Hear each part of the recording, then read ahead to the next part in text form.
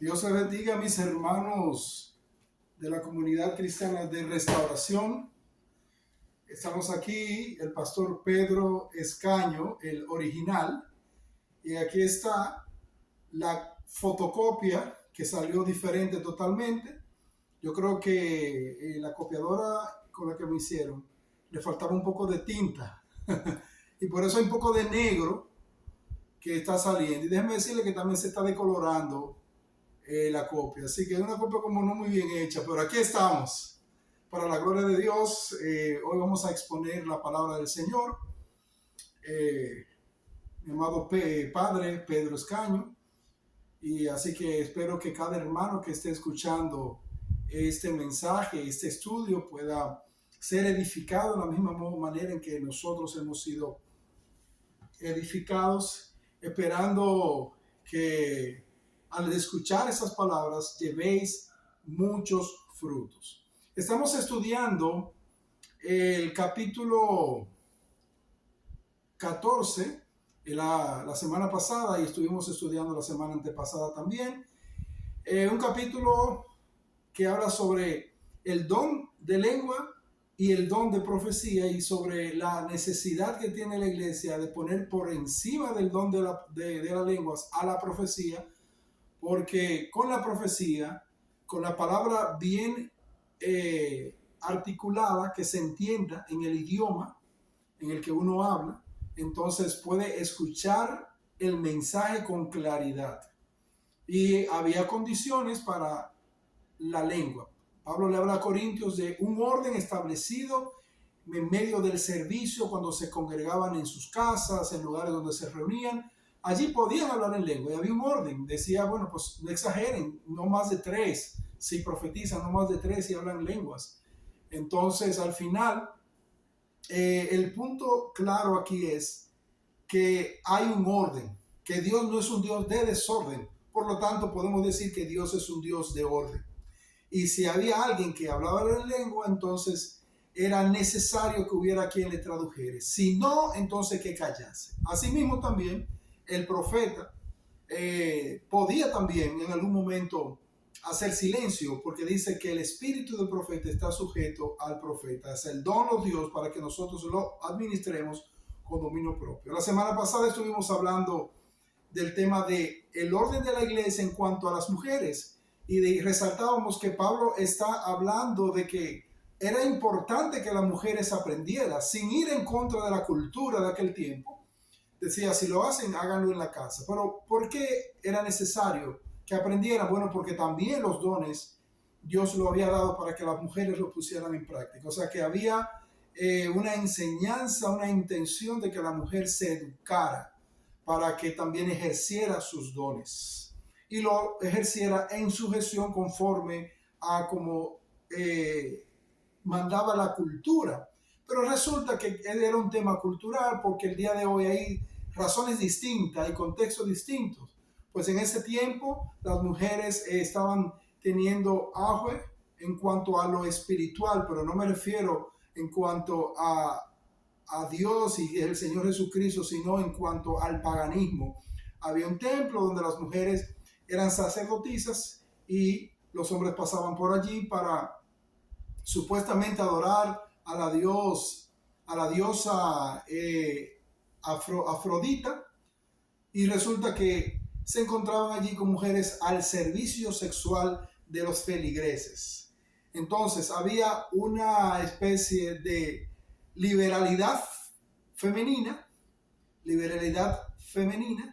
por lo tanto resultaba que eso se estaba transmitiendo a la iglesia y Pablo quería controlar eso. Pues es un tema muy espinoso, porque las mujeres el día de hoy, al leer ese texto bíblico de 1 de Corintios capítulo 14, pues encuentran allí un rechazo, una situación que pareciera como que era imposible que estuviera en la palabra, porque la palabra tenía que estar a favor de la igualdad de género, etc. Pero si leemos bien la palabra, ella está reivindicando a la mujer con la necesidad que tenían de aprender, porque tenían dones también que mostrar.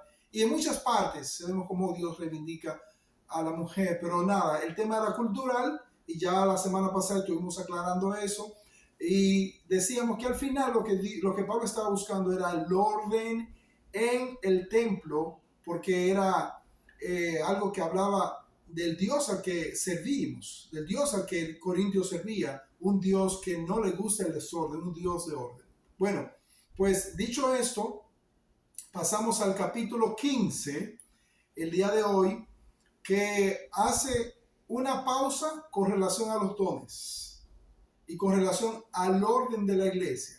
Hace una pausa a lo litúrgico y a lo socialmente aceptado y pasa a un tema doctrinal muy interesante, y el capítulo 15 es un elemento que se agrega. Por eso inicia el versículo 1 diciendo: además os declaro, hermanos, el evangelio que os he predicado, el cual también recibisteis, en el cual también perseveráis. Este versículo agrega, dice además os declaro, agrega una declaración a todo lo que se había venido diciendo. Aquello era forma y esto es fondo. Entonces, con relación a este primer versículo, dice que Pablo está declarando el evangelio que ha sido predicado. Entonces yo pregunto, ¿de dónde sacaba Pablo la base de su contenido para afirmar que era lo que ellos necesitaban recibir, que lo habían recibido y que habían perseverado en ello? Entonces yo quiero preguntarle a Pedro, ¿de dónde Pablo sacaba ese contenido? En primer lugar, Pablo era conocedor de la escritura del Antiguo Testamento y estaba bien enterado de la revelación divina acerca de la venida de Jesucristo, el autor del Evangelio, de las buenas nuevas de salvación. Además, el Espíritu Santo vino a Pablo por promesa divina y lo llenó del Espíritu, y el Espíritu de Dios, revelación de la doctrina de Cristo y de todo lo que el Señor tenía que revelarle a Pablo como un instrumento cogido para el pacto de gracia, para revelarlo a las naciones y a las iglesias. O sea que no se había escrito el Nuevo Testamento, como todos sabemos. Y mientras Pablo escribía esta carta, se estaba creando el contenido para el Nuevo Testamento. Entonces, Pablo recibía de Dios la palabra inspirada y los hermanos de Corintios la recibían como palabra directa de Dios.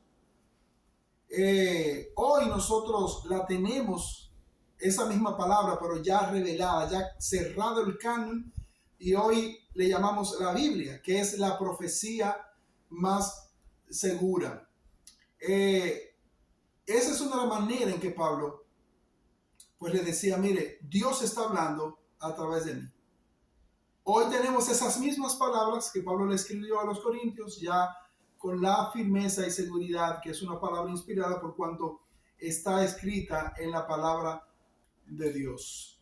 Entonces, hay un elemento también importante aquí, y es que Pablo está reconociendo que ellos también perseveraron. Además de haber recibido la palabra, también perseveraron en ella. Por eso nos encanta cómo Pablo maneja el tema del liderazgo. Pablo no solamente sabía reconocer la falla de los hermanos a quienes él adoctrinaba o a quienes él les servía, sino que también reconocía y estimulaba a esos hermanos cuando se conducían de manera correcta. Entonces Pablo aquí está reconociendo que el evangelio había sido predicado, ellos humildemente lo habían recibido y también estaban perseverando. Claro, Pastor Pedro, no esperamos que todos los hermanos estén incluidos. Posiblemente había algunos que no actuaban de esta manera, pero Pablo está alabando y estaba reconociendo la sensibilidad espiritual de un grupo de hermanos que habían escuchado la palabra del Señor y estaban perseverando. Y en el versículo 2, Pastor Pedro, en el versículo 2, refiriéndose al evangelio, dice, por el cual asimismo, por ese evangelio, por el cual asimismo, retenéis la palabra que os he predicado, sois salvo, si no creísteis en vano. Dice el versículo 1 que el evangelio fue predicado. Dice también que el evangelio fue recibido por la iglesia.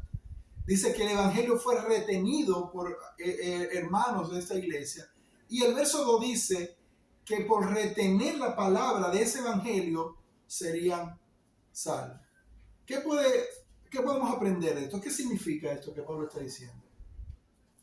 Que no solamente el evangelio fue para oírse y aceptarse intelectualmente, sino que el evangelio que Pablo predicó fue recibido por los creyentes de Corintios por fe. Y al recibir ese evangelio por fe, tenían que perseverar en él para que al final no tuviera una fe falsa, una fe en vano, vacía. Entonces, nosotros sabemos que una cosa es la palabra como logo y otra es la palabra como rema. La palabra logo es la palabra escrita, pero la palabra rema es aquella palabra que Dios envía llena de vida para impartir vida y para revelar el conocimiento de la voluntad de Dios. A partir de la que está escrita. Exactamente. O sea que el logo es la parte, es el espíritu el logo de la letra. Es la letra. Pero el rema es el espíritu de la letra y el logo es la letra. Eso significa que muchos pueden confesar que son creyentes. O sea, muchos pueden decir que son creyentes, pero no necesariamente son verdaderos creyentes. No son salvos realmente. Y la evidencia de la salvación se muestra a través de la obediencia. Cuando dice retener la palabra, no significa eso que decía, como decía Pedro, no significa un ejercicio intelectual, sino un ejercicio práctico, que se resume en esa sola palabra: obediencia. Evidentemente, eso es algo que nos cuesta mucho a nosotros hacer, obedecer. O sea, retener esa palabra para ponerla en práctica en nuestro día a día. Leímos el versículo 3, la parte A, y vamos entonces, vamos al versículo 3, perdón, la parte A dice: porque primeramente os he enseñado lo que asimismo recibí. Qué tremenda palabra. Yo os he enseñado a ustedes lo que primero recibí. ¿Qué nos tienes que decir tú sobre este versículo, por favor? Que para tener verdaderamente efecto la palabra en nosotros, tenemos que recibirla primero. Y luego de recibirla, entonces entregarla, predicarla, anunciarla. O sea que el evangelio es un anuncio que se recibe por fe en el hecho fundamental de Jesucristo y de su obra. Entonces luego esa palabra que creemos, que produce en nosotros el efecto por el cual se pronuncia, se proclama que es la salvación, la transformación, nosotros también la enseñamos, de manera que no podemos enseñar lo que no recibimos primero.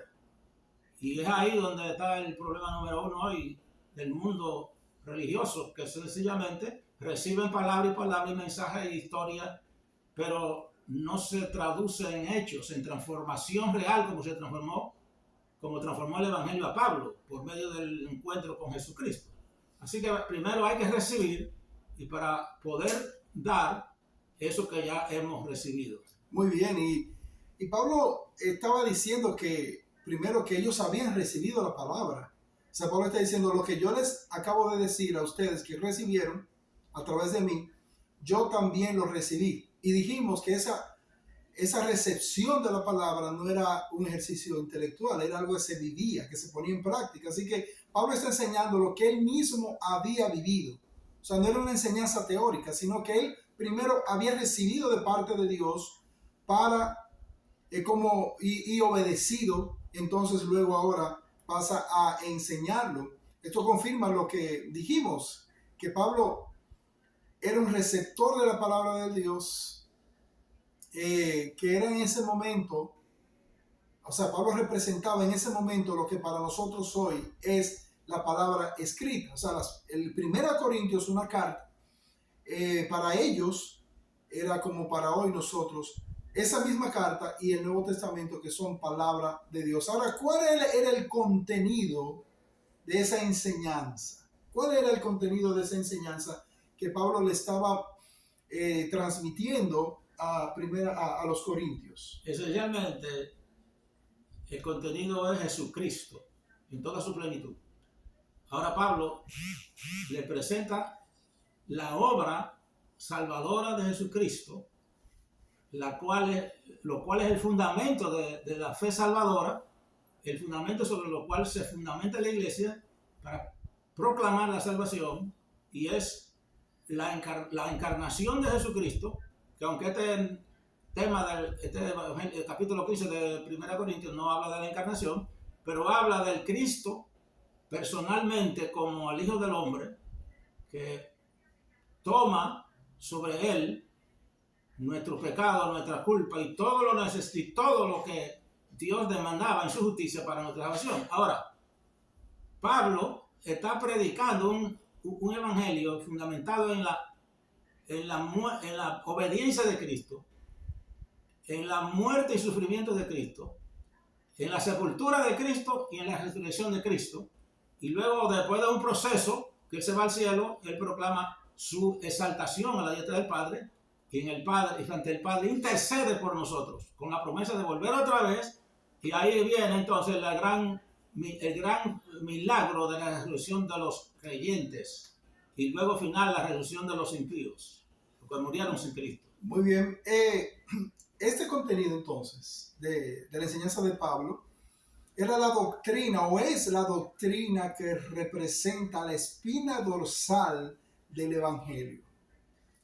Como hemos visto en otras ocasiones, los creyentes en Cristo podemos no estar de acuerdo en muchas cosas, en muchos aspectos en cuanto a la interpretación bíblica, en cuanto a ciertas doctrinas, pero hay un aspecto que si hay alguien que dice ser creyente y no está de acuerdo, entonces podemos asegurar que esa persona no es un cristiano verdadero. Entonces, el versículo 3 del capítulo 15 de 1 Corintios establece el fundamento de la salvación, o sea, lo que es realmente el evangelio, que la gracia para salvar a los pecadores, que es un asunto de fe. Y dice el apóstol a la iglesia de Corinto: porque primeramente, como se ha dicho, os he enseñado lo que asimismo recibí. ¿Qué fue lo que recibió Pablo? Dice aquí que Cristo murió por nuestros pecados, conforme a la Escritura, y que fue sepultado y resucitó al tercer día, conforme a la Escritura. Y luego ahí sigue lo que más adelante vamos a ver, que él hizo apariciones como evidencia real de que él murió y resucitó. O sea, debemos tener en cuenta que Pablo no tenía dudas de que esto lo había aprendido de Dios, pero era necesario hacerle saber que no era algo nuevo y exclusivo que el apóstol había recibido de parte de Dios, sino que era algo que había sido anunciado mucho tiempo atrás. Sabemos que Pablo recibió revelación nueva, pero era más bien aquella que tenía que ver con la aplicación de la doctrina central, que es el evangelio. Y Pablo entonces demuestra que su opinión sobre este tema central, su enseñanza de este tema central, no era algo que surgió el día en el que él estaba escribiendo la carta, sino que Pablo basaba sus enseñanzas en las Escrituras. Nosotros debemos imitar este ejemplo. No importa lo que oigamos o veamos por ahí, debemos confirmar esa enseñanza por la palabra. Debemos ser intencionales e ir a la Biblia en busca de información y de apoyo para aceptar o para rechazar también, o para enseñar cualquier concepto moral o doctrinal. Y al decir conforme a las Escrituras, está haciendo referencia al Antiguo Testamento. Y podemos mencionar varios versículos bíblicos. Pablo probablemente estaba haciendo referencia a Isaías 53. Vamos a leer este capítulo, específicamente los versículos del 8 al 10. Dice de la siguiente manera: por cárcel y por juicio fue quitado, y su generación, ¿quién la contará? Porque fue cortado de la tierra de los vivientes, y por la rebelión de mi pueblo fue herido. Y se dispuso con los impíos su sepultura, mas con los ricos fue en su muerte, aunque nunca hizo maldad, ni hubo engaño en su boca. Con todo eso, Jehová quiso quebrantarlo, sujetándole a padecimiento. Cuando haya puesto su vida en expiación por el pecado, verá linaje, vivirá por largos días, y la voluntad de Jehová será en su mano prosperada. Ahí habla del sacrificio de Cristo y de su resurrección. Y también podemos ir a Salmos 16, versos 8 al 10, que dice: tú me has llenado de arrugas, testigo es mi flacura, que se levanta contra mí para testificar en mi rostro. Su furor me despedazó y me ha sido contrario. Crujió sus dientes contra mí aguzó sus ojos mi enemigo. Abrieron contra mí su boca, hirieron mis mejillas con afrenta. Contra mí se juntaron todos. Me ha entregado Dios al mentiroso.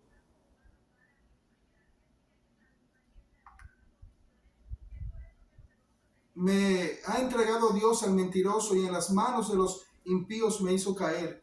Próspero estaba y me bueno, parece que tiene el versículo.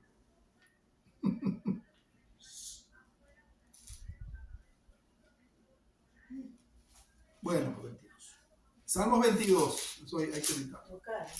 No. Salmo 22. Leamos el Salmo 22, 12 al 18. Salmo 22, 12 al 18. Me han rodeado muchos toros, fuertes toros de Basán me han cercado. Abrieron sobre mí su boca, como león rapaz y rugiente. He sido derramado como aguas, y todos mis huesos se descoyuntaron. Mi corazón fue como cera, derritiéndose en medio de mis entrañas. Como un tiesto se secó mi vigor, y mi lengua se pegó a mi paladar, y me has puesto en el polvo de la muerte, porque perros me han rodeado, me han cercado cuadrillas de malignos, horadaron mis manos y mis pies, contar puedo todos mis huesos. Entre tanto ellos me miran y me observan, repartieron entre sí mis vestidos, y sobre mi ropa echaron suerte. También vemos ahí cosas que estaban profetizadas sobre la pasión de Cristo y a las que probablemente Pablo se estaba refiriendo. Hay otra muy famosa, el capítulo 19, versos del 25 en adelante, que dice: yo sé que mi Redentor vive y al fin se levantará sobre el polvo, y después de deshecha esta mi piel, en mi carne de ver a Dios, al cual veré por mí mismo, y mis ojos lo verán y no otro, aunque mi corazón desfallece dentro de mí. Mas debierais decir: ¿por qué le perseguimos? Ya que la raíz del asunto se halla en mí. Bueno, pues aquí vemos cómo Pablo se está basando en la palabra del Señor, en las Escrituras, en el Antiguo Testamento, para hacer referencia a su enseñanza, o para basar su enseñanza. Luego de haber recorrido estos versículos, volviendo al capítulo 14, leamos el versículo 5. Ya leímos el 4, el 3b. Léeme el 4, por favor. Dice: y que fue sepultado y que resucitó al tercer día conforme a la Escritura.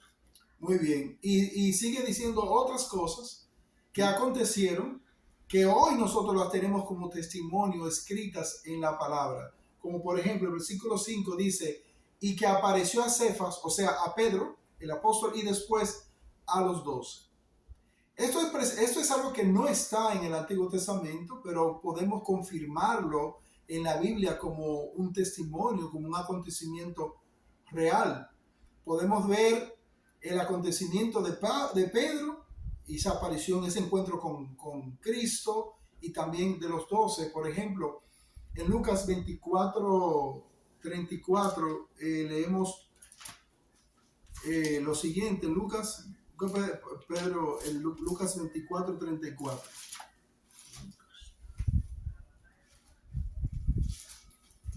24:34 dice, déjame leer del verso 33, y levantándose en la misma hora, volvieron a Jerusalén y hallaron a los 11 reunidos y a los que estaban con ellos, que decían: ha resucitado el Señor verdaderamente y ha aparecido a Simón.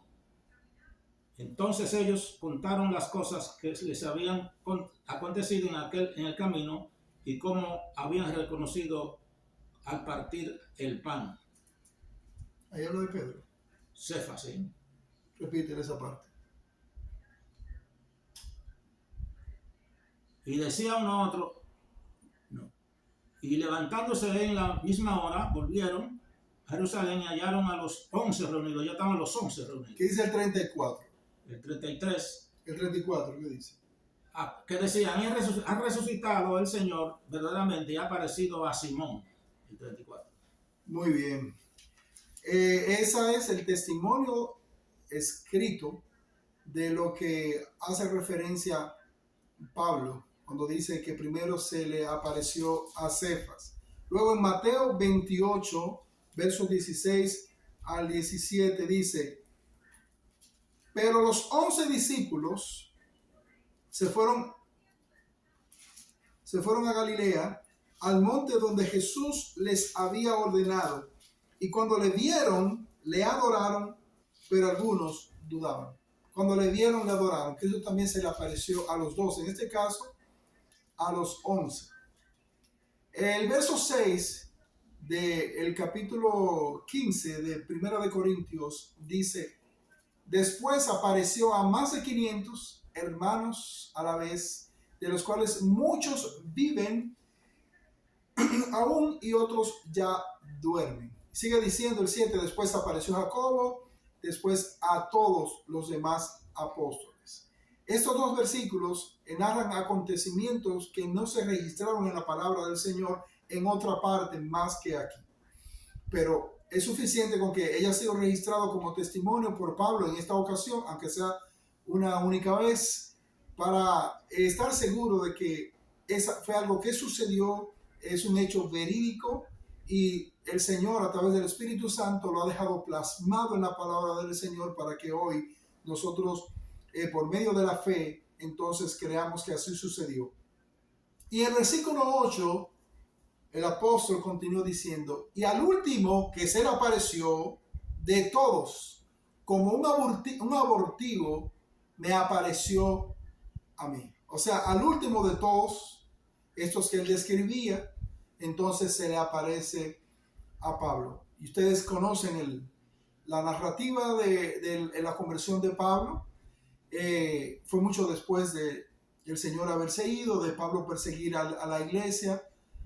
Y yo quiero decirle que me encanta esta parte porque vemos que nosotros no somos testigos, no hemos sido testigos oculares de Cristo cuando estuvo aquí en la tierra. Hace 2000 años de eso. Pero nosotros creemos por fe. Pablo es entre los apóstoles el testimonio de la obra que por medio de la fe nos hace testigo de Cristo. Él no fue, como nosotros, un testigo ocular. Recuerden la palabra del Señor a Tomás. ¿Qué le dijo el Señor a Tomás? Bienaventurado el que ve sin creer. Bienaventurados los que creyeron sin haber visto. Pero haberlo visto, yo sé que sería algo emocionante para todo aquel que creyó. Pero haberlo visto cuando él estuvo aquí en la tierra no hacía que fueran creyentes diferentes. Los testigos oculares, eso que Pablo mencionó, que tuvieron encuentro con Cristo. El mismo Pablo y nosotros hoy, para creer en el Señor, debe ser mediante la fe, de la misma manera. O sea que el mismo Cristo que se le apareció a ellos, por fe ellos creyeron, ese mismo Cristo que se le apareció a Pablo, por fe él creyó, y ese mismo Cristo que se ha revelado en la palabra para el día de hoy a nosotros, y por fe creemos. Pablo no nació de nuevo, quizás contando una historia igual a los demás apóstoles. Ellos estuvieron con Cristo y fueron testigos oculares de su existencia. Pablo no tuvo esa oportunidad, él fue como un abortivo, dice. O sea, podríamos decir que como una expresión popular dominicana que dice un parcho mal pegado. Podríamos convertir esa frase y decir que Pablo fue un parcho mal pegado. O sea, él no fue cortado de esa misma tela cuando se hizo el vestido, sino que luego fue un pedazo de tela que fue injertado, fue puesto, colocado, remendado en el vestido perfectamente por Dios. Así como dice 2 Corintios 5:7, eso es la realidad para los que vieron a Cristo, Pablo y nosotros el día de hoy, porque por fe andamos, no por vista. Eso está en 2 Corintios capítulo 5, verso 7. Entonces Pablo continúa hablando, diciendo que es lo que estaremos estudiando la semana que viene. Dice, porque yo soy el más pequeño de los apóstoles, que no soy digno de ser llamado apóstol, porque perseguía la iglesia de Dios. Pero por la gracia de Dios soy lo que soy, y su gracia no ha sido en vano para conmigo. Antes he trabajado más que todos ellos, pero no yo, sino la gracia de Dios conmigo. Esto lo vamos a ver la semana que viene, pero yo quiero ahora en este momento aterrizar todo esto que hemos estado viendo y empezar a dejar en sus manos, mis hermanos, la enseñanza esencial. Primero, ¿qué fue lo que vimos, Pastor Pedro? La proclamación del Evangelio, como dice la palabra, además os declaro, hermanos, el Evangelio que os he predicado, el cual también recibisteis, en el cual también perseveráis. O sea, que Pablo estaba diciendo, yo predico el Evangelio, yo vengo a traer, yo soy el instrumento de Dios para traer su palabra. ¿Y qué es el contenido de esa palabra? Pues el Evangelio, que es la espina dorsal de la doctrina de la salvación, la doctrina de la iglesia cristiana, aquella que será salvo de cualquier lengua, de cualquier cultura, de donde quiera que esté. Si crees en el Señor Jesucristo, será salvo. Entonces le decía, ustedes retienen la palabra, ustedes han recibido la palabra, pero también la retienen. Y Pablo entonces estaba reconociendo esta verdad hacia ellos. Nosotros también debemos imitar esto de Pablo.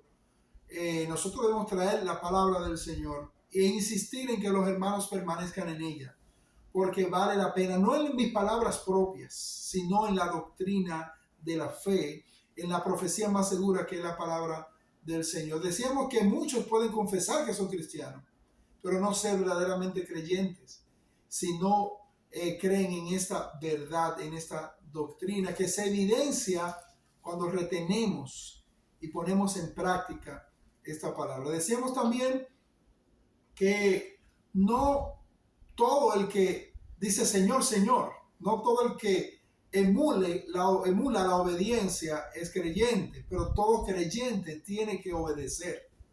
O sea, entre los que obedecen están los verdaderos creyentes, o al menos entre aquellos que se están esforzando día a día. Sabemos que no somos perfectos, Pablo no lo era. Pablo tenía muchas luchas interiores, pero Pablo caminaba hacia el blanco. Y una cosa importante es que primero nosotros debemos recibir. ¿Y cómo recibimos? Estudiando la palabra, orando, y luego que recibimos, entonces nosotros debemos dar. Debemos entonces por eso siempre estar preparados. ¿Cómo? siempre estar estudiando la palabra, siempre estar orando para estar listo para dar razón de la fe que hemos creído. O sea, Pablo primero recibió y luego Dios. Y esa enseñanza que Pablo entregó a los hermanos, como decía, era la clave de la doctrina del Evangelio. Y todo creyente verdadero está en la misma sintonía, en la misma base, en la misma página, que Cristo murió por nuestros pecados y que fue sepultado y que resucitó, y que eso no es algo que simplemente surgió como una realidad que se presentaba ante todos en ese momento, sino que ya había sido anunciado. Muy bien, entonces Pablo no tenía duda de que él hablaba de parte de Dios. Y otra cosa es que Pablo hablaba también de las Escrituras. Él basaba su texto en las Escrituras y por lo tanto su enseñanza era una enseñanza firme y hasta confirmable, porque al escuchar a Pablo decir, como dicen las Escrituras, entonces había una intención detrás de que ellos buscaran, ellos se interesaran por estudiar la palabra para confirmar que lo que Pablo decía realmente estaba allí escrito. ¿Qué tiene que decir con relación a esta parte en la que estamos ya cerrando? Que todo el mensaje del Nuevo Testamento es el cumplimiento de todo el Antiguo Testamento. Dios trazó un plan eterno, el plan de salvación que lo reveló en el tiempo. Y dice Pablo que cuando llegó el tiempo, Dios envió a Jesús, hijo, nacido de mujer y bajo la ley, para que nos redimiese a los que están bajo la ley. Entonces Cristo vino en el tiempo señalado por el Padre para establecer la salvación sobre sí mismo con su encarnación, con su obediencia, con su muerte, con su sepultura y su resurrección, y luego que resucitó, sopló finalmente a los discípulos el Espíritu y le dio vida nueva, y luego ascendió al cielo y le prometió derramar el Espíritu Santo para que fueran llenos de él y lo capacitara para proclamar este evangelio, que básicamente en la muerte y resurrección de Jesucristo y en la esperanza de una resurrección de los creyentes en él para heredar un reino eterno de paz, de amor y de justicia. Amén. Recuerden que Pablo no fue testigo ocular como hoy nosotros no somos testigo ocular. En términos humanos, en términos de esa capacidad humana que Dios nos ha dado de ver. Pero en términos espirituales, todos somos testigos de Cristo. Hemos visto por fe a Cristo, creemos por fe y somos salvos mediante la fe. O sea que nosotros hemos bebido de la misma fuente de la que bebió o de las que bebieron aquellos que vieron a Cristo con sus propios ojos. Claro que era un privilegio haberlo visto, hubiera sido algo emocionante, pero nosotros hoy, como gentiles, somos más bien un abortivo, porque recuerden que a los suyos vino y los suyos no les recibieron. A los que estaba destinado este mensaje no les recibieron. Entonces se abrió una oportunidad para Pablo, para pertenecer al Evangelio, para pertenecer al cuerpo de Cristo, y se abrió una oportunidad también para los gentiles. O sea que de alguna manera u otra, Pastor Pedro, nosotros como gentiles nos parecemos a Pablo en cuanto a que somos abortivos. Correcto. Fuimos un parcho pegado dentro de ese plan. Es posible que fue un plan establecido desde el principio de la fundación del mundo. No lo sabemos, pero Dios al final pareciera como que no teníamos esperanza, pero en Cristo nosotros los gentiles hemos alcanzado esperanza. Ahora hemos sido injertados en ese cuerpo de Cristo que es su iglesia. Damos gloria a Dios por eso. Y algo interesante que Pablo dice es que por la desobediencia de los judíos vino la salvación a los gentiles. Y por tanto tenemos que tener gratitud por el pueblo de Israel, porque ellos se endurecieron, pero Dios tenía un plan con eso, era para que el evangelio llegara hasta lo último de la tierra, todas las naciones pecadoras, igualmente como los israelitas, como los judíos, todos somos pecadores.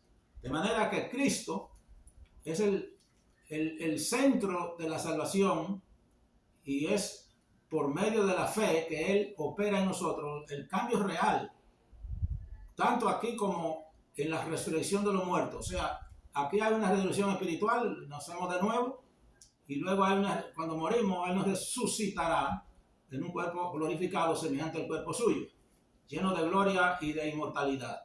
De manera que debemos renovar la esperanza de que nosotros tenemos un día maravilloso cuando venga Cristo y nos resucite de los muertos en su venida, por medio de la fe, que hemos retenido hasta el final, que Él se encarnó, murió, resucitó y que Él murió por nosotros los pecadores y que llevó sobre sí la carga de nuestro pecado y la justicia de Él se nos traspasó a nosotros y nos declaró justo y Él se declaró injusto para llevarnos a Dios con su propia justicia. Somos salvos por la gracia y no podemos nosotros hacer nada para la salvación. Él lo hizo todo. Lo único que Él hace es que nos revele el Evangelio para que creamos que Él vino, murió, resucitó, nos amó y ahora nosotros tenemos que humillarnos ante Él para que Él entre a nuestras vidas y haga un cambio real que nos garantice que seremos resucitados primeramente con Cristo para irnos al cielo y luego con Él reinar por los siglos de los siglos en el proceso que Él tenga en el futuro. Así que, mis hermanos, hasta aquí hemos llegado el día de hoy, esperando que esta enseñanza refuerce su fe, que esta enseñanza le haga crecer y que Dios, de todo lo que hemos dicho, lo que es de Él se quede en su corazón. Lo que es nuestro, pues, que pase de largo. Pero nosotros hemos intentado cumplir alegremente con de nuevo predicar y enseñar la palabra del Señor, esperando vernos el próximo miércoles. Déjeme decirle algo. Yo estoy un poco cansado todavía porque vine ayer, duré varias horas en el aeropuerto cuando llegué. Todavía tengo como el efecto del viaje hasta aquí. Pues si no lo saben, pues yo estoy hablando y ustedes no lo saben, quizás algunos. Yo estoy visitando a mis padres en Sanford, Florida, y desde aquí un saludo de parte de Pedro, padre de Fela, cariñosamente. Su nombre real es Adriana. Y de parte mía reciban un saludo grato en el Señor.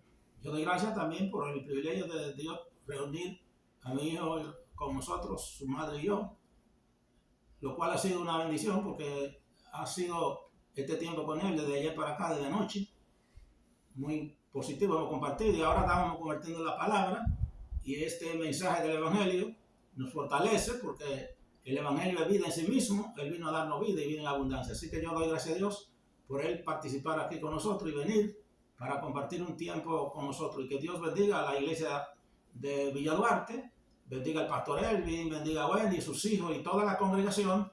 Hemos estado orando para que Dios cumpla su propósito en ustedes y un día cuando venga el Señor todos participemos de ese gran evento de resurrección y de ascensión con Cristo y allá las bodas del Cordero en el cielo y luego la reunión con el Señor en un reino con todos los redimidos de toda lengua, tribu y nación. Que Dios le bendiga, Dios le guarde y sigan orando por mí, sigan orando por nosotros, sigan orando por el viaje de Pedrito de regreso y su estadía aquí y que el Señor sea glorificado y esperemos que Dios nos dará una visitación de nuevo y el Evangelio va a ocupar otra vez el centro de la iglesia y vamos a llenarnos de esa gracia, de esa fe, de esa revelación, que es la revelación de Jesucristo en nuestra vida para que sea formado en nosotros y sea revelado en nosotros, como Pablo dijo, y glorificaban a Dios en mí, porque Pablo decía que Cristo se reveló en él y él era la expresión de un hombre transformado porque Cristo vivía en él.